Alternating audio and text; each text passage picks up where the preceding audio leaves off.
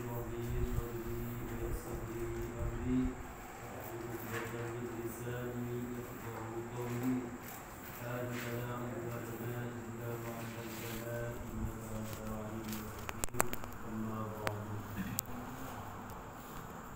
Jadi peserta buku kita panjatkan kepada Allah Subhanahu wa taala telah memberikan nikmat kepada kita terutama Islam dan nikmat sehat walafiat sehingga kita hari ini masih dapat melangkahkan doa kita yaitu untuk thalabul ilmi.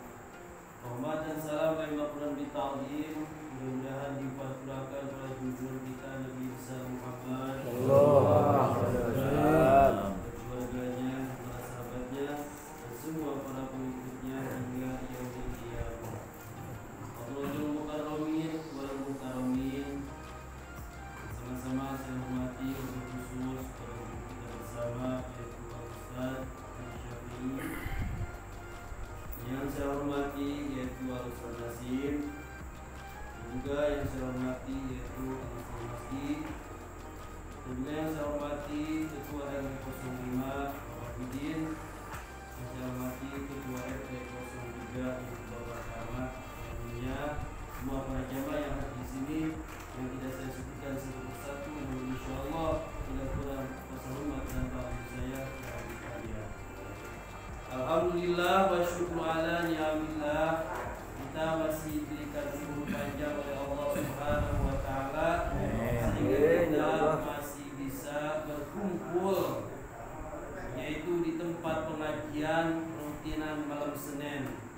Dan mudah-mudahan dengan berkahnya wasilahnya kita duduk di majlis ta'lim ini, mudah-mudahan mendapatkan ampunan dari Allah Subhanahu wa taala. Amin. Berkatnya kita pergi ke tempat pengajian, orang-orang yang telah mendahului kita diampuni oleh Allah Subhanahu wa taala. Sebab kalau misalkan kita mau pergi ngaji, niat ganjarannya jadi hadiahkeun pada orang tua kita, terun-terun kita, itu nyampe ganjarannya. Sampai kita mau berangkat ya Allah ganjaran saya ngaji mudah-mudahan disampaikan kepada misalkan emak saya, bapak saya, itu sampai menurut ahli sunnah wal jamaah.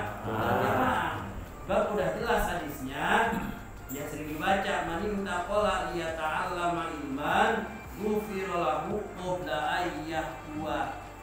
Jadi sebelum melangkahkan kedua dampal sudah diampuni oleh Allah Subhanahu wa taala. Amin. Untuk selanjutnya kemarin masalah syarat sah wudu. Ini penting. Yang paling penting kemarin masalah syarat sah wudu yaitu yang keempatnya. Mana syarat sah wudu yang keempat?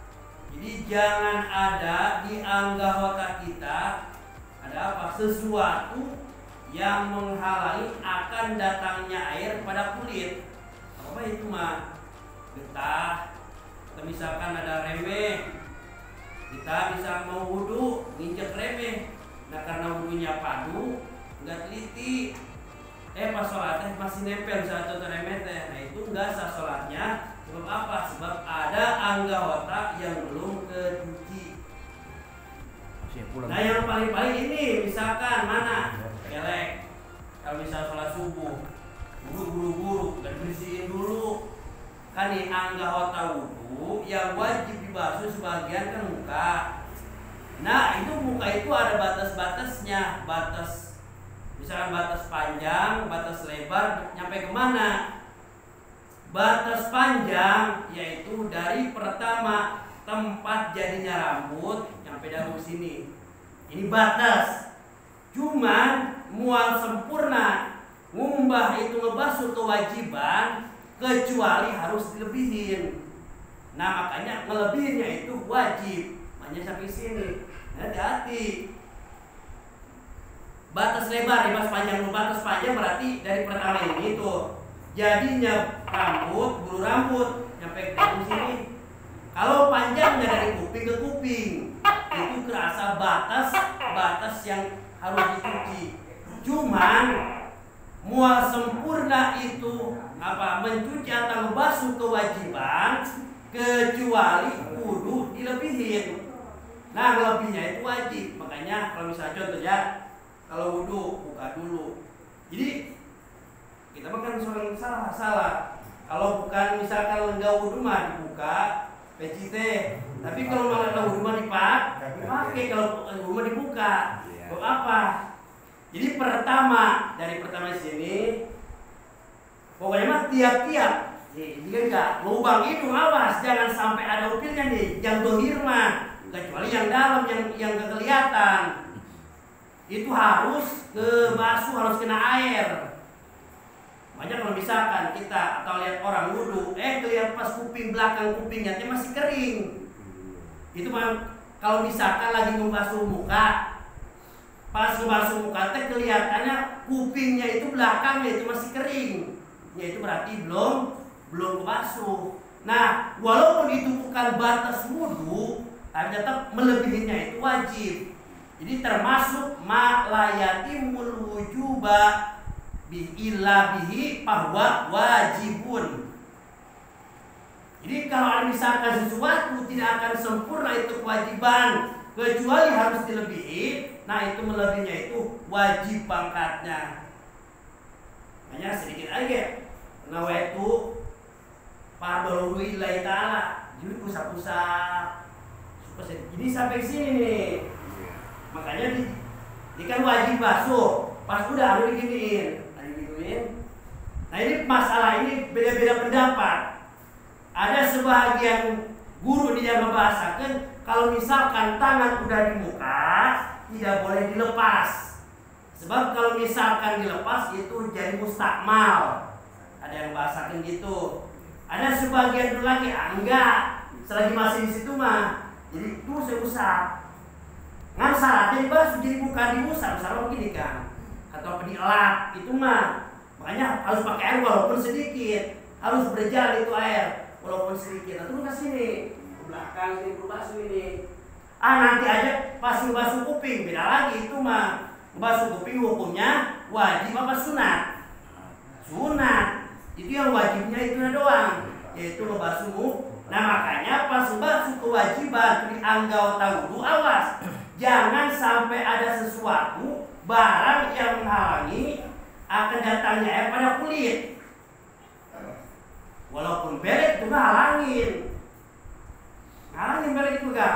Makanya bersihin dulu, habis ada upil bersihin dulu. Karena tiap-tiap yang kelihatan itu harus dibasuh, harus kena air.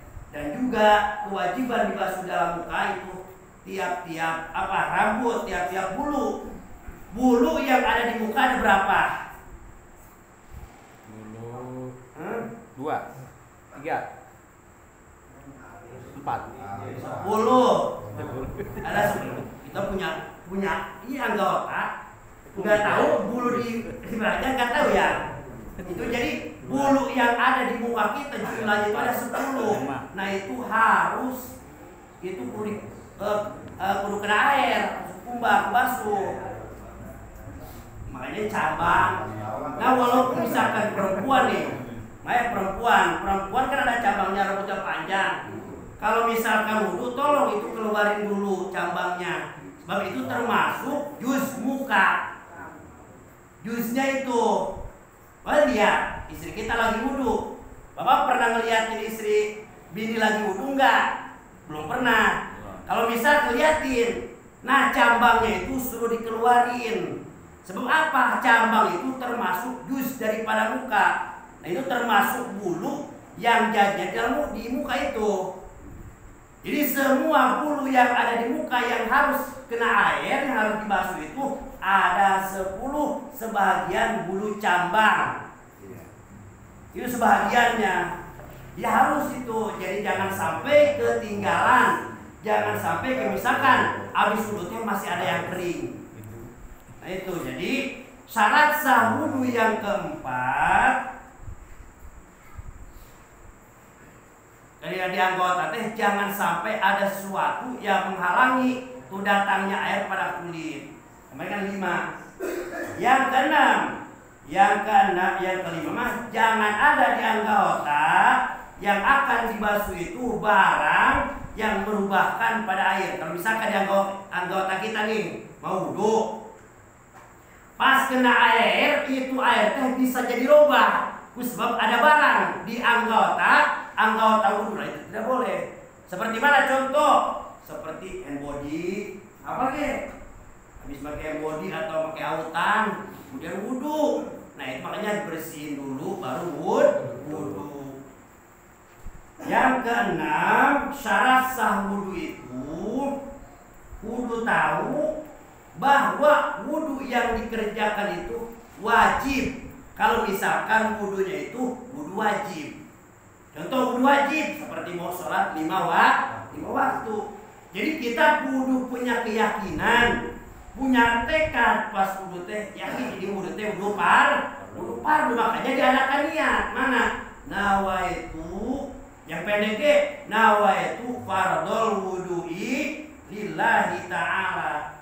Kalau misalkan yang itu panjang tema nawaitu rofa'al hadasil asghori fardol lillahi ta'ala, nawaitu fardol wudhu'i lillahi ta'ala, atau nawaitu ta'ala, enggak apa-apa.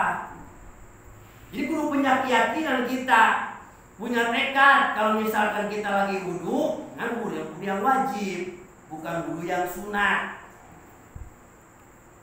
Kudu punya tekad bahwa wudhu ini teh wajib, bukan sunat. Terus yang ketujuh, syarat sahnya wudhu. Apa kalau misalkan kita mau sholat? Ini yang jadi pertama, syarat sah sholat itu adalah wudhu. Nah di dalam wudhu juga masih kena ada syarat sahnya. Di banyak prosesnya dalam ibadah, banyak. Jadi tidak segala langsung ibadah ke. Jadi pertama mau sholat ada wudhu pertama. Dalam wudhu juga masih ada syarat. Tidak tapa syartu intapal masrut. Kalau misalkan tidak ada syarat, mau ada yang disyaratin yang mana? Misalkan gak wudhu atau wudhu cuma wudhunya teh batal atau gimana? Lam wasa. Apa yang disyaratinnya? Yaitu sholat. Yang berapa? Yang keenam. Yang ketujuh, jangan menekatkan sunat itu akan pekerjaan yang fardu. Kita harus kudu bisa ngebedakeun dina wudhu itu mana yang fardu, mana yang sunat. Kan banyak. Misalkan anggota yang dicuci, yang dibasuh itu banyak. Tangan, kemudian yang pertama mah tangan, terus muka, kuping, rambut. Nah itu ada yang sunahnya, ada yang wajibnya. Kita harus tahu mana yang sunah, mana yang wajib. Nah ini syarat sah yang ketujuh. Jadi kudu punya tekad di kita. Yang wudhu misalkan kudu punya tekad bahwa ini pekerjaan yang fardu, kudu ditekadkan fardu. Yang sunnah kita tekadkan sunnah. Jadi jangan begini, yang fardu ditekadkan sunnah. Mending kalau misalkan yang sunat ditekadkan fardu, itu mah tidak jadi membatalkan. Makanya kita harus bisa membedakan antara yang wajib dan sunat dengan perinci. Nih perinciannya di dalam wudhu, yang wajibnya aja. Yang wajib di dalam wudhu yang disebut rukun, rukun yang menjadi rukun di dalam wudhu. Satu apa? Niat. Nah terus yang kedua membasuh muka, yang ketiga tangan, yang keempat rambut, satu niat, yang kedua membasuh muka, yang ketiga tangan, yang keempat rambut, yang kelima kaki, yang keenam tertib. Itu yang wajib. Nah itu yang enam itu kudu ditekadkan wajib. Kalau misalkan gimana ketahuannya? Ketahuannya begini, tanya aja. Misalkan ada orang wudhu, Mak habis wudhu? Iya habis wudhu. itu mang ngebasuh muka di dalam wudu itu termasuk wajib apakah sunat? Wah sunat itu mah. Batolat sholatu, batal sholatna. Sebab apa? Sebab nekatkeun sunat karena pagawean yang wajib. Sedangkan itu di dalam menjadi syarat di dalam wudu. Kalau misalkan orang wudu, man, niat di dalam wudu itu wajib apa sunat? Sunat itu mah. Itu batolat wudu, batal wuduna. Apabila batal wuduna berarti batal sholatnya. Makanya bagaimana kalau misalkan gini, mang habis wudu, ya itu pegawai di dalam wudu sunat apakah wajib? Wah itu mah semuanya kayak wajib. Bagaimana kalau gitu? Mata takodahu kulluhu furdun soha minal alimi wal ami. Nah kalau misalkan orang wudu dekatkan bahwa semua pekerjaan dalam wudu dari pertama cuci tangan, terus nyampe kocok tangan sampai kaki, itu semuanya ditekadin fardu, enggak ditekadin sunat. Jadi semuanya ditekadin fardu. Nah itu bagaimana? Soha minal alim wal am, itu mah sah bagi orang alim, orang yang tahu, sah bagi orang yang tidak tahu. Itu kalau misalkan ditekadin sunat semuanya, fardu semuanya. Bagaimana kalau misalkan ditekadin sunat semuanya? Atau tahu bahwa di dalam wudu itu ada yang fardunya, ada yang sunatnya. Cuman dia itu tidak bisa membedakan antara yang fardu dan sunat. Jadi kalau misalkan orang wudu, maka itu pegawai wudu sunat apa wajib? Sunat semuanya. Batolat sholatu, batal wudunya, batal sholatnya. Itu bagi orang alim, orang awam. Kalau misalkan dekadin sunat semua. Nah bagaimana kalau misalkan tahu bahwa di dalam wudu itu ada yang sunatnya, ada yang wajibnya. Cuman dia tidak bisa membedakan bahwa yang antara yang fardu dan sunat. Tapi dia punya keyakinan ada satu yang fardu, misalkan satu ini kan 6. Salah satu yang 6 itu ada yang ditekadin sunat. Padahal wajib tapi ditekadin sunat. Nah itu sama. Batolat minal alimi wal ami, batal wudunya dari orang alim, orang yang tahu atau orang yang bodoh. Nah terus bagaimana? Makanya kalau misalkan menurut Qaldoib, kalau misalkan nggak tahu kita, habis wudu, iya itu di dalam wudu wajib apa sunat? Oh ada yang wajibnya, ada yang sunahnya. Mana yang wajib? Nggak tahu pokoknya ada yang wajib, ada yang sunat. Nah itu bagaimana? Menurut kaul mutamad mah tetap. Tapi ada menurut kaul, sebagian kaul boleh. Kalau misalkan punya tekad, ada yang wajib, ada yang sunat. Walaupun tidak bisa membedakan dengan rinci mana yang wajibnya, mana yang sunatnya. Udah, berarti ini yang wajib. Niat itu pas pertama awal ngebasuh juz dari muka, itu niat, di situ niat. Makanya perbedaannya niat dalam wudu dengan niat sholat itu niat yang lain. Kan kalau misalkan niat yang lain mah niat langsung prak digawe. Tapi wudu mah enggak, digawe dulu pas tengah-tengah baru niat. Satu niat, yang kedua basuh muka, yang ketiga tangan, yang keempat usap rambut, kulitnya atau rambutnya itu mah. Terus yang kelima kaki, yang keenamnya tartib. Nah selain daripada itu berarti hukumnya sunnah. Awas, jangan punya tekad yang wajib ditekadin sunnah. Bagaimana kalau yang sunnah tekad wajib? Nah itu mah tidak jadi madorot, jadi tidak apa-apa. Itu syarat yang ketujuh. Yang kedelapan, air yang dipakai wudu itu airnya itu harus air suci dan mencucikan. Jadi bukan air mustamal. Awas, air mustamal itu air bekas mencuci keparduan kayak wudu. Seperti mana wudhu terus mandi wajib. Jadi banyak paham. Beda ada air 1 ember, kemudian dicelupin tangan, itu jadi mustamal. Ini bahasa mustamal itu, jadi tiap-tiap air yang bekas bekas mencuci keparduan. Kalau misalkan kita wudhu, saya cuma segayung, sebatok, itu bisa. Terus walaupun dikobok, terus napas yang wajib pertama mana yang wajib? Yaitu membasuh muka. Nah berarti sesudah membasuh muka itu air, kalau misalkan kucuran itu kena itu berarti itu disebut air mustamal itu air bekas mencuci keparduan seperti wudhu. Kesembilan, airnya itu harus berjalan di anggota, harus berjalan, tidak diusap, dilap, tidak boleh. Yang ke-10, kudu sesudah masuk waktu sholat. Cuman ini mah bagi orang yang daimil hadas, yang terus-terusan punya hadas, seperti beser, kentut baik, atau kalau perempuan mah istihadah, darah selain haid dan nifas, itu mah disyaratkan wudhunya itu harus sesudah masuk waktu sholat. Nah berarti syarat wudhu ini ada 10. Mana? Yang 10, 1 Islam.